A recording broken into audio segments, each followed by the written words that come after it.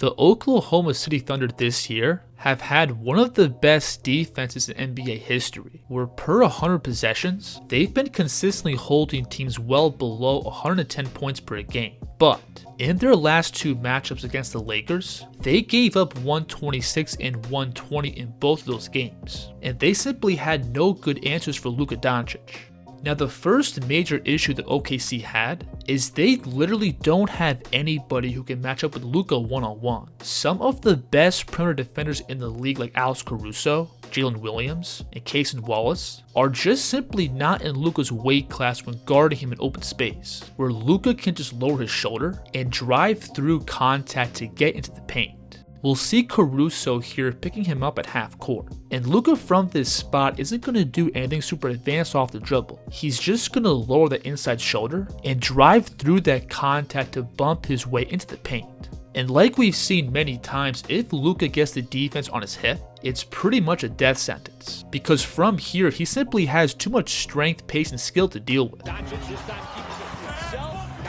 And what also makes Luka so difficult to deal with when playing downhill is that he's a non-stop scoring and passing threat, being able to read and punish the weak side defense, as well as possessing ridiculous 360 vision. This game goes behind his head, another open three, and now, probably the most important element to Luka's passing game is his ability to snap these one-hand dimes, because this gives him a hairpin trigger when playing off the dribble. We'll see him again here lower his shoulder to create this attacking angle, and when Caruso sinks down towards the paint, Luka immediately whips this pass out to the corner.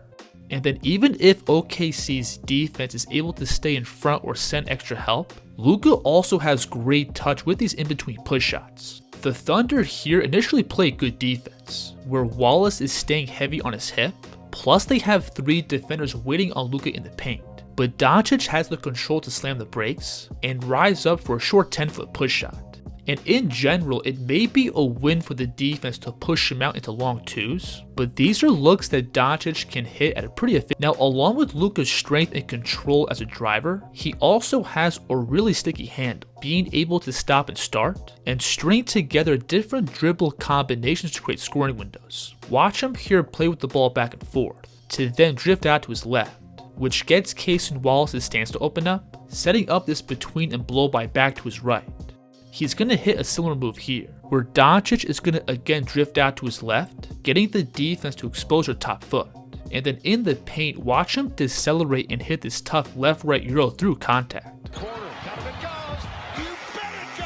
And like we saw with this mid-range game, Luka also has elite breaks off the dribble, being able to stop and separate to create more points. This move here is pretty tough, where Doncic is going to go between and float up, building up momentum to explode downhill. And when he gets Chet Holmgren's stance to open up, Doncic is going to stop on a dime by sliding the ball behind, to then spray it out to the corner as the gap defense commits over. So the combination of Luka having the ball on a string, while also being a bull physically, pretty much makes it impossible to both stay in front and wall off his drives. If he gets the defense out of position for a split second, it's pretty much over. the priority has been on not coasting. Now, the one ace OKC has had up their sleeve is Dort, who does have the combination of strength and foot speed to give Luka some problems. And he did slow him down in spots during their playoff matchup last year. But even Dort himself literally has no room for error when guarding him.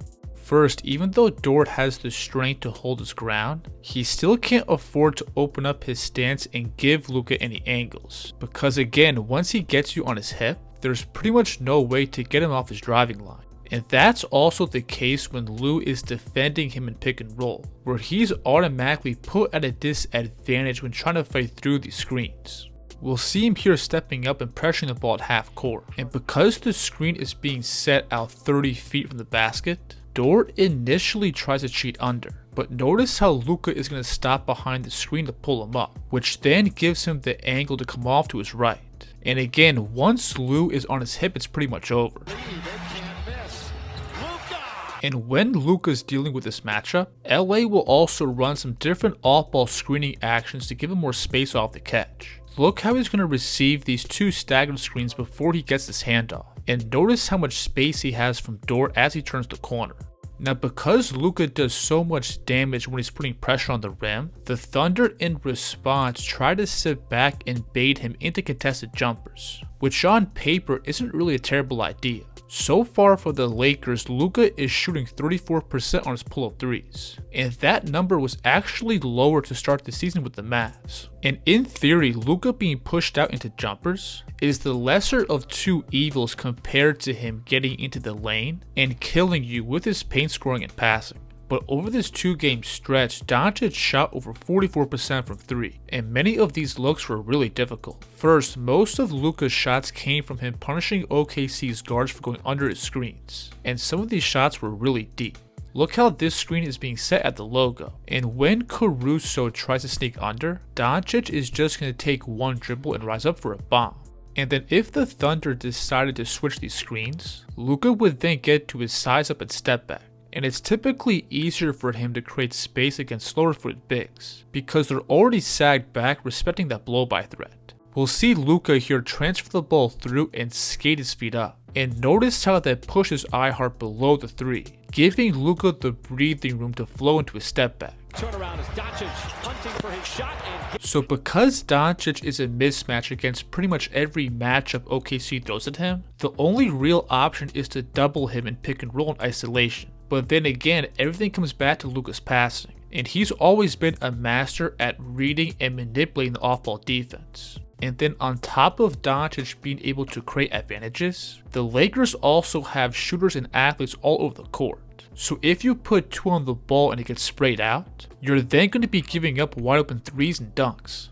Now, one adjustment OKC made was to leave a shot blocker in the paint and pretty much ignore the short roll, which can work in spots if you have non-shooters like Vanderbilt on the court. But besides that, Luka pretty much had an answer for everything the Thunder threw at him. He's got the skill and physicality to cook all his matchups one-on-one, and if you put 2 on the ball, you're then going to be giving up dunks and open 3s. Going forward, I think Luka's outside shooting is going to be the biggest underlying factor to how OKC guards him, because throughout this year, Doncic has been pretty inconsistent behind the line.